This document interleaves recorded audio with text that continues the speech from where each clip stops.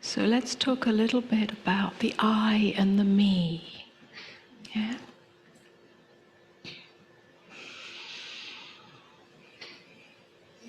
Because this is very much a follow-on from our dialogue this morning about the undoing of the ego structure.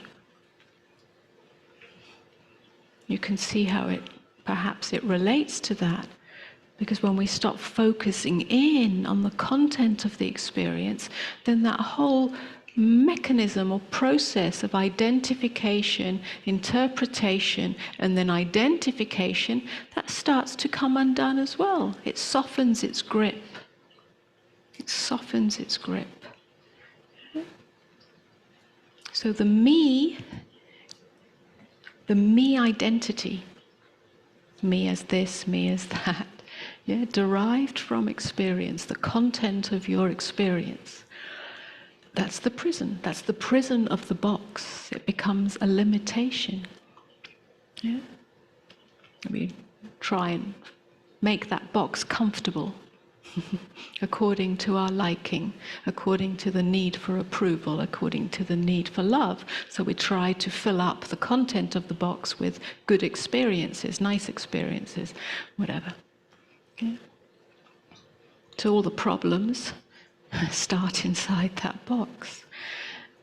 You know, we see that that's not where the answer lies to our true fulfillment, our true happiness, our true peace. It's not about changing the box, throwing it away. It's about softening our gaze upon the box, softening our gaze upon the content of our experience. So this is the undoing of the ego structure. Yeah? It doesn't stop right there. It naturally, as we soften the gaze and the ego structure comes undone, I can only call it as awareness coming home to itself. Yeah?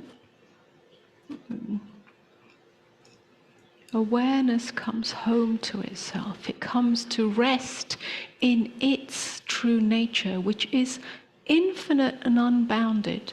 Awareness has no limit to it. Can you see where awareness is? Does it start here and stop there? My awareness is limited to this. Well, many people's awareness is limited to this, but that's, yeah. But it's not. If you examine it, there's no edge to awareness. Yeah, there's no edge to it. It's infinite. It's like the sky. Now, this is not an intellectual understanding, although the mind can understand it or not understand it, try to understand it. It's not an intellectual understanding. I'm using words to describe something that actually is not easily describable or easily encapsulated in words. It's much more of an energetic realization. Something comes to rest, and it's not to do with the personality. Yeah, it's not about the personality becoming a peaceful, aware person, a mindful person. Again, this is looking in the wrong direction. Never mind the personality. It'll just do what it does. Yeah, just as a tree grows however it grows. Doesn't matter if it's bent or twisted or, yeah, it'll just grow. And so are you, yeah, the unique you. That's not where we need to give our attention.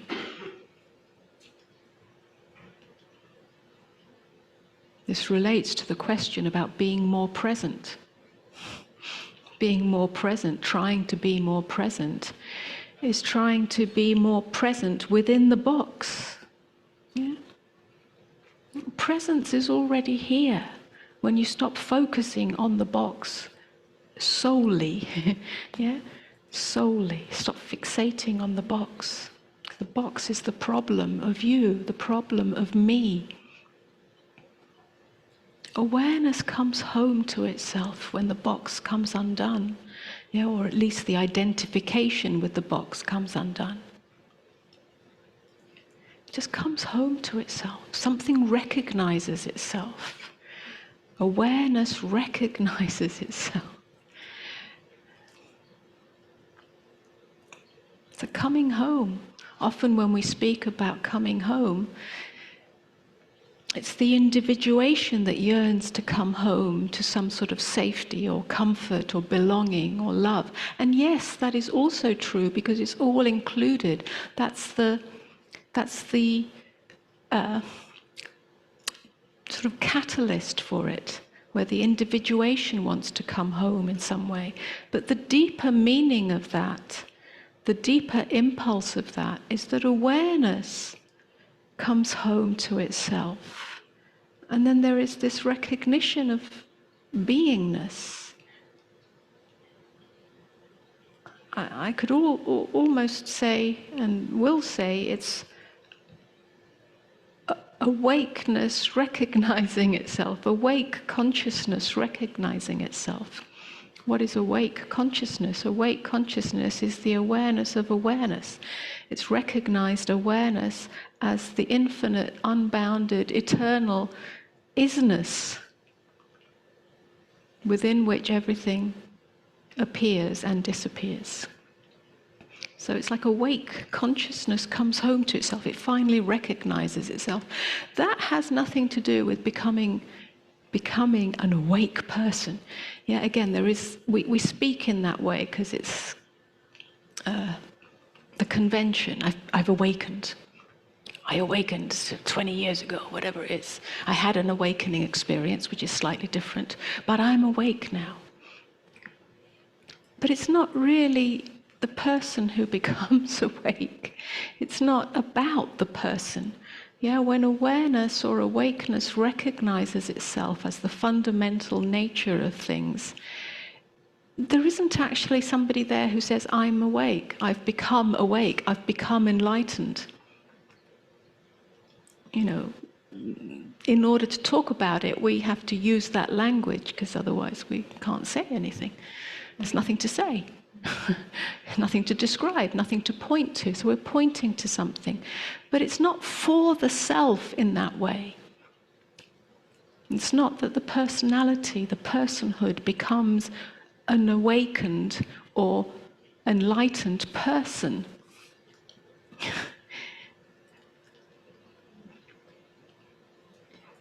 So it's sort of, it's for its own sake. It's the natural evolution of things, but the only way it can evolve is through the individuation.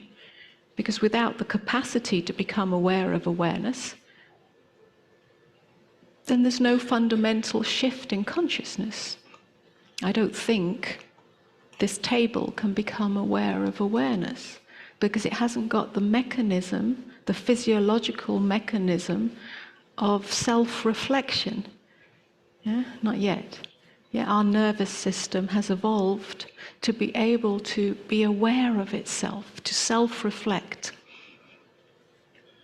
You can call that a cognitive function, or I don't know what, a cerebral function, but that's where we are. What, I don't know what to call it, but this has not yet developed that nervous system.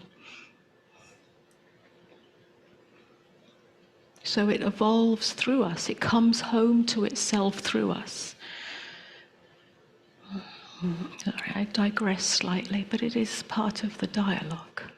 So let me say, the me, the box, the me identity, me and my world, me and my life, that's all there is. This is what I am. And then awareness, the space beyond the box, the undoing of the boundary, the undoing of the ego self. Well, in that case, what remains? What remains?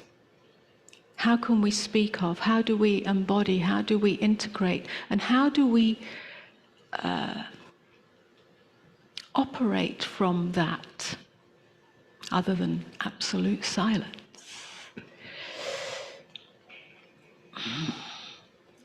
We operate, the shift, if you like, is from the me identity to the I. So let's differentiate between me and I, and many much of spiritual language, and I don't know what other teachers do or other traditions do. I only know what I've realized and how I express it. But often there is confusion between the me and the I. They're bundled together. So then we can't talk about the I. We can't talk about I am doing this, or I am hungry, or it's impossible, because that's the me, and that I've woken up out of ego, so I can't use those words. This is rubbish. Semantic rubbish, or conceptual confusion.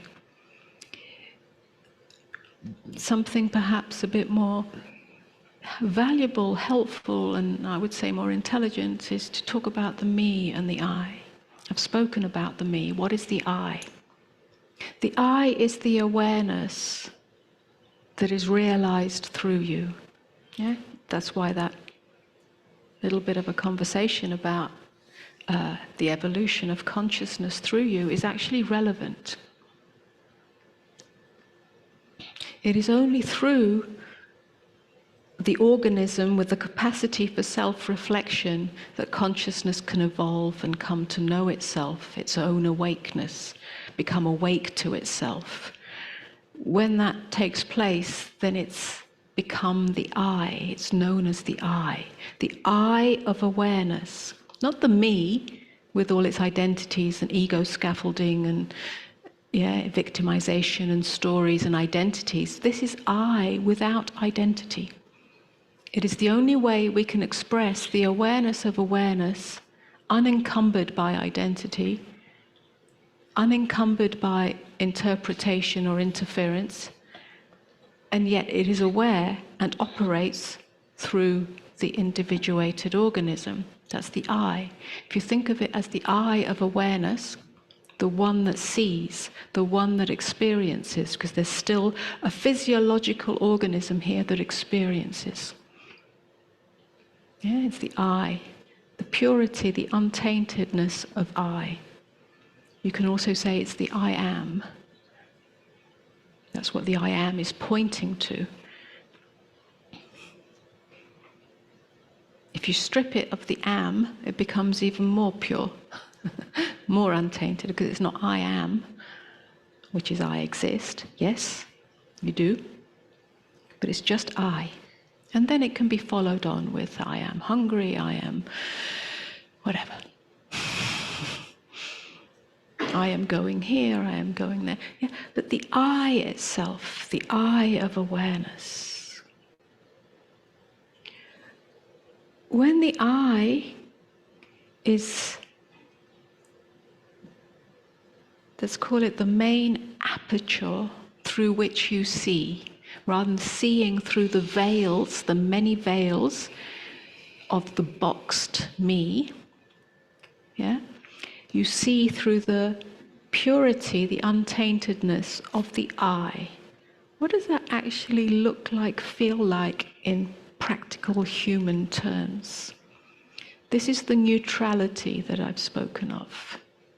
Yeah? It's not a cold, detached place. There's not a human being that's being detached and all spiritual and, It's simply a neutrality of seeing.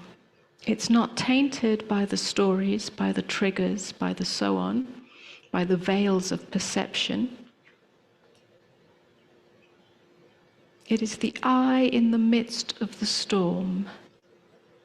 Yeah, when the turbulence of emotions and triggers and changing circumstances and tragedies and pain and loss and whatever else is going on, which continues to happen because you're still in physiological form as a human being, yeah, there is an I at the center of it.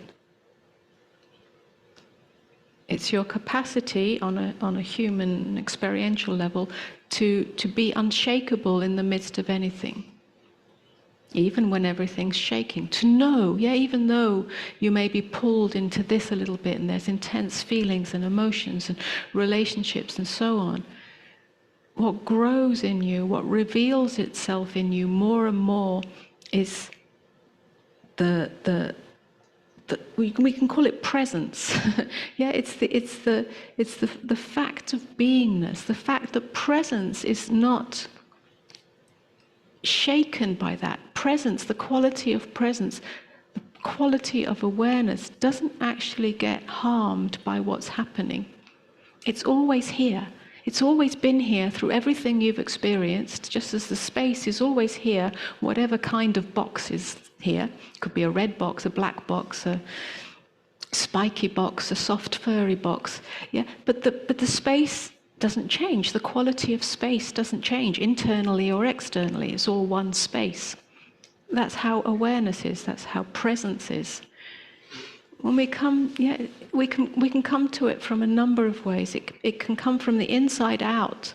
As the ego identity comes undone, this becomes a revelation, an understanding, a clear seeing, and a living as that, naturally, organically. It's called awakening. It's gone all the way. Or we can start to become aware of it almost from the outside in.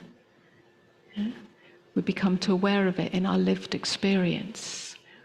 We can start to ask ourselves, even in the midst of the chaos, in the midst of the storm, to just become a little bit aware that awareness is still here.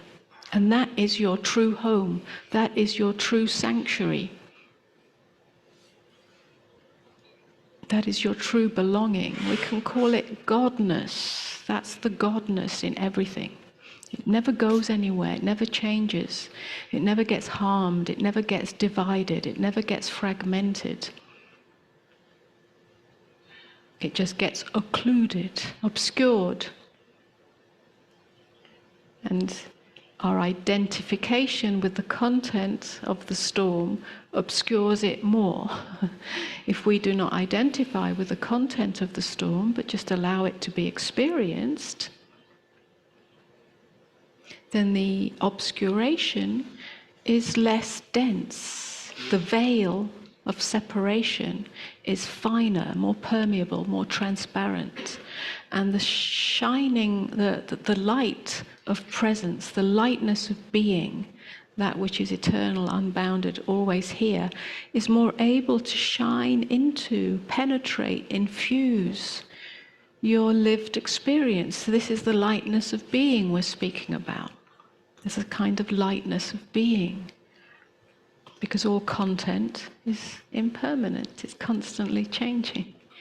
The box is not static, although the boundary appears to be. But inside, it's constantly changing. So then space, the light of space, the light of awareness, the light of being, can filter through that content, through that experience. So on a practical level, again, that means the roles that we play, mother, father, parent, husband, wife, teacher, student, whatever it is, are more permeable, they're lighter, they're fluid, they're not taken as the box and me. They're simply the appearance, functional for this moment. In the next moment, something else is functional. Who am I? I am not that. I am not that. I am not that. I am that which is unnameable, unspeakable, indescribable, unlocatable. And yet when I need to focus, there is focus. That's called right mind. Mind in its rightful place to complete a task. To be clear, to be focused, to be efficient, to be whatever it is.